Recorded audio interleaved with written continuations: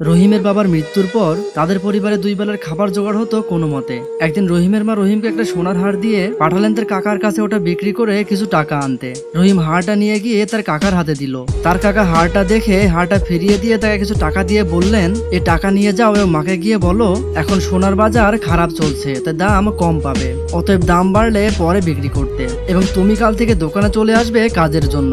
এরপর রহিম ওই দোকানে কাজ শিখতে লাগলো এবং কিছুদিন পর সে সোনার কাজের দক্ষ হয়ে উঠলো। এবার তার কাকা বললেন, রহিম তুমি এবার যাও এবং তোমার মার ওই সোনার হারটা নিয়ে আসো।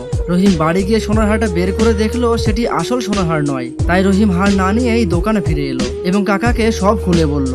তখন তার কাকা বললেন, আমি প্রথম দিন থেকেই জানতাম, কিন্তু তখন যদি তোমাকে এই কথা বলতাম তাহলে তুমি হয়তো ভাবতে আমাদের এই দুর্দিনে কাকা আমাদের সোনার হারকেও নকল বলছে। অর্থাৎ জ্ঞান ছাড়া কোনো কিছু মন্তব্য করা মূর্খামি, যা আমরা এই বাস্তব জীবনে অনেক করে থাকি। ফলে আমাদের অনেক সম্পর্ক এভাবে নষ্ট হয় ভুল মন্তব্য বা ভুল তথ্যের কারণে।